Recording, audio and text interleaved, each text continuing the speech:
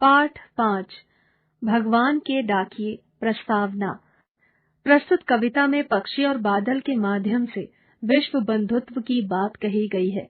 कवि ने बादलों को हवा में और पक्षियों को पंखों पर तैरते दिखाया है। पक्षी और बादल ये भगवान के डाकिए हैं जो एक महादेश से दूसरे महादेश को जाते हैं।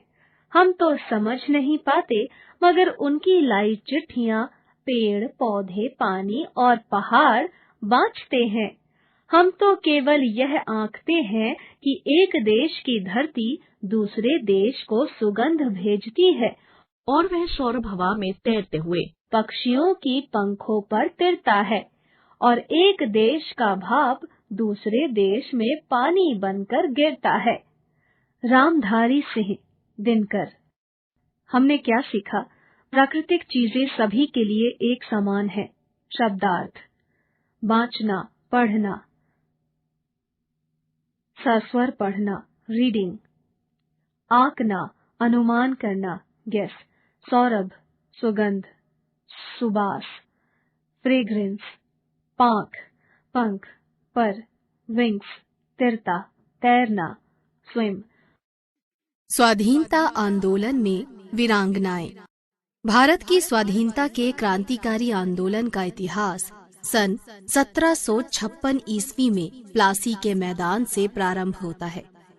लगभग 200 वर्षों के संघर्ष से ये आंदोलन 15 अगस्त 1947 को स्वतंत्रता के समारोह के साथ परवान चढ़ा। सन 1757 से सन 1857 के अंतराल में भारत के विभिन्न भागों में असंतोष के फलस्वरूप कभी विद्रोह, कभी संग्राम तो कभी आंदोलन होते ही रहे।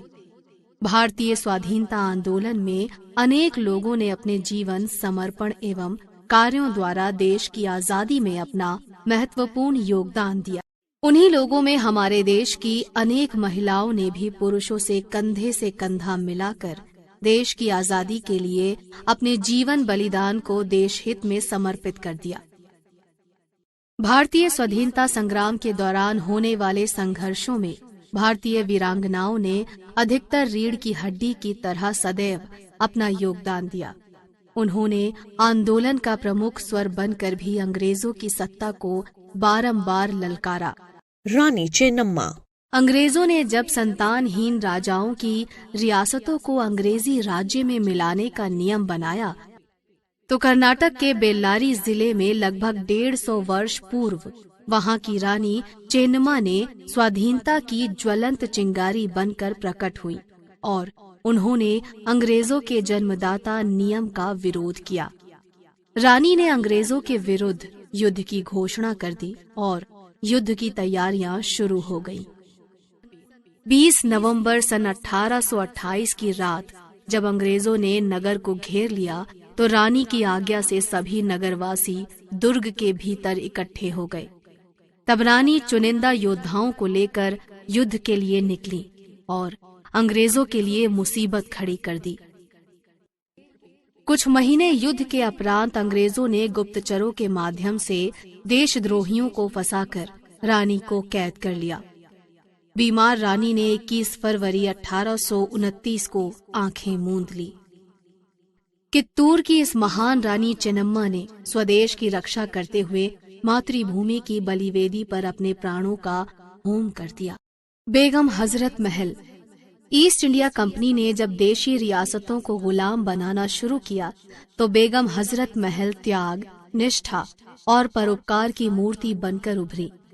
अंग्रेजों ने जब लखनऊ यानी कि अवध के नवाब वाजिद अली शाह को अपने अधीन करने के लिए संधि पत्र पर हस्ताक्षर करवाने चाहे, तो बेगम ने इसका विरोध किया।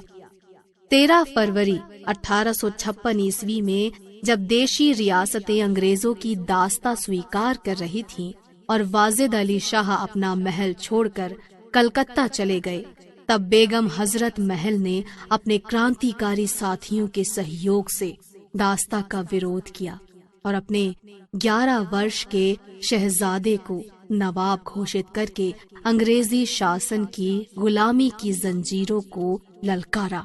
बेगम हजरत महल ने अंग्रेजी फौजों से मोर्चा लिया और सितंबर 1857 तक सैनिकों को साथ लेकर दिन रात युद्ध करती रहीं। 16 मार्च 1858 ईस्वी को अंग्रेजी फौजें केसरबाग में घुस आईं और अनगिनत देशभक्तों को काल की भेंट चढ़ा दिया। बेगम के दुश्मनों और विरोधियों ने षड्यंत्र रचकर इन्हें अंग्रेजों से गिरफ्तार करवाना चाहा, लेकिन बेगम भूमिगत होकर नेपाल चली गईं। वहां के जंगलों में वतन की आन और मान की रक्षा के लिए अनंत दुख कष्ट झेलते हुए ये भारतीय वीरांगना मृत्यु को प्राप्त हो गई।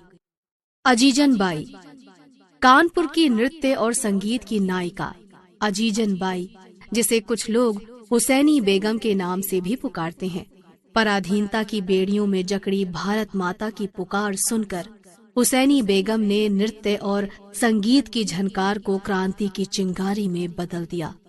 सन 1857 ईस्वी के स्वतंत्रता संग्राम में हुसैनी बेगम ने अपने कंधों पर बंदूक और हाथ में तलवार लेकर नाना साहब पेशवा के सिपाही के रूप में सम्मिलित हो गईं। कानपुर विद्रोह के समय अजीजन घोड़े पर सवार जनरल हैवलॉक की तोपों का मुकाबला करती हुई अंग्रेजों की विशाल सेना से खूब लड़ी। अंततः हैवलॉक की गोलियों से उनके प्राणों की डोर टूट गई। इस तरह भारतीय नारियों ने देश की आजादी के लिए अपने प्राणों की आहुति देने में कभी संकोच नहीं लिया। रानी लक्ष्मीबाई, भारतवर्ष की वीरांगनाओं में अद्वितीय वीरांगना रानी लक्ष्मीबाई को कौन नहीं जानता, जिसने अंग्रेजी हुकूमत के दांत खट्टे करते हुए स्वयं को मातृभूमि की बलिवेदी पर समर्पित कर दिया। सन 1857 के स्वाधीनता संग्राम की इस लड़ाई में सिहनी की दहाड़ और मां दुर्गे की शक्ति से ओतप्रोत हो वे रणक्षेत्र में कूद पड़ी और अंग्रेजी शासन की जड़ें हिलाकर रख दी। अंग्रेजों से युद्ध के दौरान रानी लक्ष्मीबाई की अनुगामी और सहयोगी झलकारी ने इनका बड़ी वीरता के साथ सहयोग दिया। झलकारी ने रानी लक्ष्मीबाई के साथ ब्रिटिश हुकूमत के विरुद्ध तलवार उठाकर क्रांति का झंझावत उपस्थित कर दिया था।